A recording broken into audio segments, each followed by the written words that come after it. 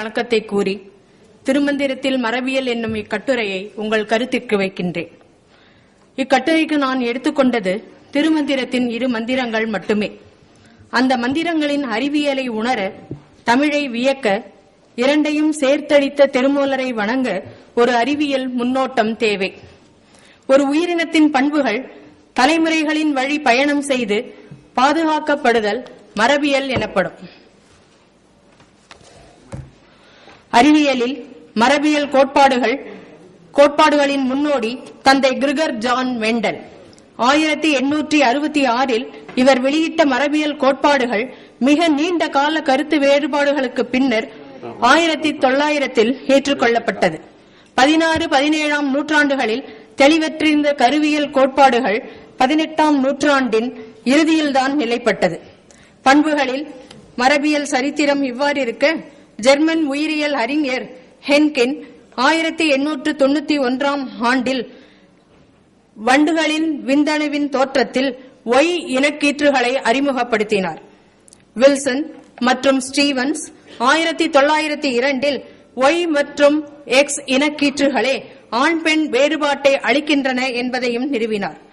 கருவியல் பற்றிய அறிவியல் கோட்பாடுகள் சரித்திரம் இவ்வாறு இருக்க, 10ஆம் நூற்றாண்டின் தமிழ் இலக்கியமான திருமந்திரம் மிக தெளிவான அறிவியல் கருத்துக்களை முன்வைக்கின்றது. திருமந்திரம் ஒரு பல்துறை அறிவியல் நூல். திருமந்திரம் தொடாத அறிவியல் பிரிவுகளே இல்லை. அவற்றில் சில தாவரவியல், விலங்கியல், மனித உடலியல், கருவியல், மரபியல், உடல் செயலியல், யோகம், போகம், தத்துவம், எண்ணியல், இயற்பியல், புவியியல் என திருமந்திரத்தில் உள்ள அறிவியல் பிரிவுகள் மிகவாக விரியும். அறிவியலில் உயிரியல் கோட்பாடுகள் அனைத்தும் நுண்ணோக்கியின் கண்டுபிடிப்பிற்கு பின்னரே நிறுவப்பட்டன. 16ஆம் நூற்றாண்டில் நுண்ணோக்கிகள் வந்த பின்னரே பல அடிப்படை உண்மைகள் விளக்கப்பட்டன. திருமந்திரத்தின் கற்பக்கிரியை கருவியலை பற்றியும் மரபியலை பற்றியும் மிக விரிவாக பேசுகின்றது. விந்தணு, முட்டை இவற்றின் நோக்கம் பற்றி மிக விரிவாக சொல்லும் திருமந்திரம் ஹார்மோன்கள் எனப்படும் இயக்கு நீர்கள் பற்றியும் குறிப்பிடுகின்றது. மனிதனில் 23 இணை கீற்றுகள் உடலின் பண்புகளை பாதுகாக்க ஒரு இணை இனக்கீற்று ஆண் பெண் வேறுபாட்டை அமைத்து தருகின்றது. விலங்குகளின் உயர் இனமாகிய பாலூட்டிகளில் கருவில் ஆண் பெண் வேறுபாடு பால் குரோமோசோம்கள் எனப்படும் இனக்கீற்றுகளால் அமையும்.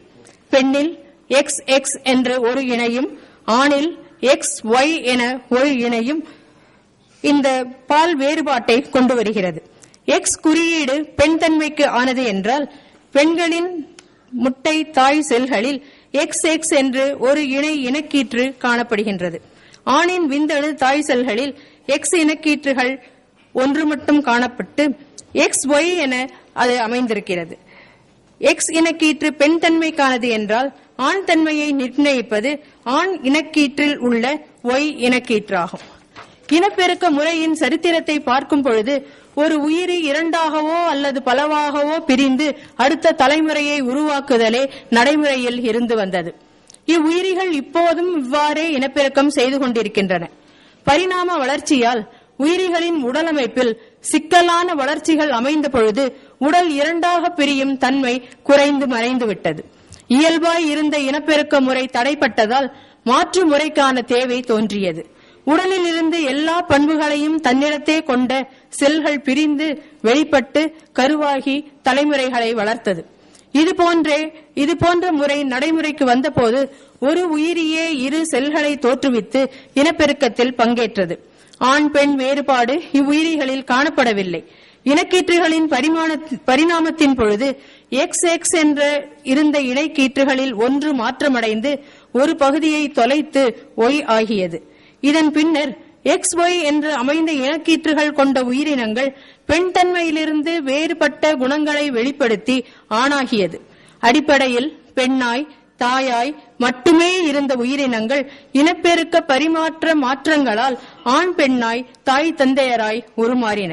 பெண்ணும் ஆணும் முட்டையையும் விந்தணுவையும் தோற்றுவிக்கும் பொழுது XXXY என்னும் இனக்கீற்று இணைகள் பிரிந்து முட்டையையும் விந்தணுவையும் ஒரு இனக்கீற்றை மட்டுமே கொண்டு உருவாக்கின்றது.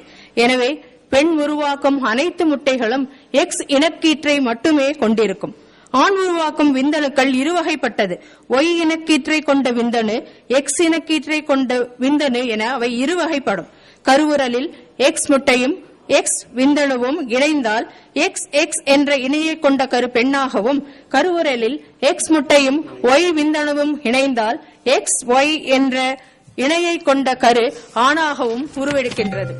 எக்ஸ் இனக்கீற்று பெண் தன்மையை கொண்ட விளங்கும் பொழுது ஒய் இனக்கீற்று பெண் தன்மை இல்லாதது என கொள்ள வேண்டும். பெண்ணில் எக்ஸ் எக்ஸ் என்ற இரு இணை கீற்றுகள் இரட்டித்து காணப்படுகின்றன. பெண் தன்மை இல்லாத ஒய் இனக்கீற்று ஒரு கருவில் அமையும் பொழுது அது பெண் தன்மைகளை மறைத்து பெண் குணங்களை அடக்கி ஆண் குணங்களை வெளிப்படுத்தி அந்த உயிரியை ஆணாக்குகின்றது. இரண்டு தன்மைகளும் சம அளவில் ஒத்து இருக்கும் பொழுது எக்ஸ் எக்ஸ் ஒய் ஒய் என்ற இவை ஒத்திருக்கும் பொழுது அந்த கரு அலியாகின்றது. ஒய் இனக்கீற்று இருப்பதால் முழுமையாக பெண் தன்மையை வெளிப்படுத்த இயலாமலும், இரட்டித்த எக்ஸ் எக்ஸ் என்ற இனக்கீற்று இருப்பதால் முழுமையாக ஆணாக முடியாமலும் இந்த கரு அலியாக மாறுகின்றது. 1866 மெண்டலால் துவக்கப்பட்ட மரபியல் 1960 தான் மனித குரோமோசோம்களை கண்டறிந்து வகைப்படுத்தி அறிவித்தது. 10ஆம் நூற்றாண்டிலேயே திருமூலரின் திருமந்திரம் காட்டும் மரபியல் இதை மிக தெளிவாக விளக்குகின்றது. அந்த திருமந்திரம் ஆண்மிகில் ஆணாகும், பெண்மிகில் பெண்ணாகும், பூணு இரண்டு ஒத்து பொருந்தியில் அலியாகும், தான் மிகுமாகில் தரணி முழுதாலும் பாணவ மிக்கிடில் பாய்ந்ததும் இல்லையே. ஆண் மிகில் ஆணாகும். ஆண் தன்மை அமைந்த இனக்கீற்றை கொண்ட ஒய் இனக்கீற்று அமைந்தால் அந்த கரு ஆணாகின்றது. பெண் மிகில் பெண்ணாகும். பெண் தன்மையை கொண்ட இனக்கீற்று எக்ஸ் எக்ஸ் என பெண் தன்மை மிகுந்த இனக்கீற்று அதில் அமைந்திருந்தால் அது பெண்ணாகிறது. இந்த இரண்டு தன்மையும் பூணிரண்டு ஒத்து பொருந்தியில் அலியாகும். இந்த இரண்டு தன்மையும் ஒத்து ஒரு கருவிலேயே பொருந்தி அமைந்தால் அந்த கரு அலியாகின்றது. இது போன்றே மற்றொரு மந்திரமும் ஆண் பெண் வேறுபாட்டிற்கு ஆணே காரணம் என்பதை மிக தெளிவாக காட்டுகின்றது. 10ஆம் நூற்றாண்டில் தெளிவுபடுத்தப்பட்ட இக்கருத்து 10 நூற்றாண்டுகள் சென்ற பின்னும் மக்களால் அறியப்படவில்லை. ஆண் குழந்தை பெறாததற்கு பெண்ணை காரணம் காட்டி சமுதாய சிக்கல்கள் இன்றும் தோன்றுகின்றன. கருவை ஒழிந்தவர் கண்ட நாள் மூவேள் புருடன் உடலில் பொருந்துமற்றோரால் திருவின் கருக்குழி தேடி புகுந்து உருவம் இரண்டாக ஓடி விழுந்ததே. இந்த மந்திரத்தில் திருமூலரின் அறிவியல் ஆழத்தையும் தமிழின் ஆளுமையையும் மிக தெளிவாக காணலாம்.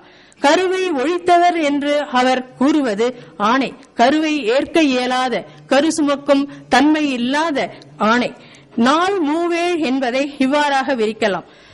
திருமந்திரத்திற்கு உரை எழுதிய ஆசிரியர்கள் அனைத்தும் நாள் மூவேள் என்னும் வார்த்தையை 4 கூட்டல் 3 பெருக்கல் 7 என்று குறிப்பிட்டு அதன் கூட்டுத்தொகையான 25 சொல்லி அந்த 25 உடலின் காரணத்திற்கான 25 தத்துவங்களை குறிப்பிடுவதாக கூறுகின்றனர்.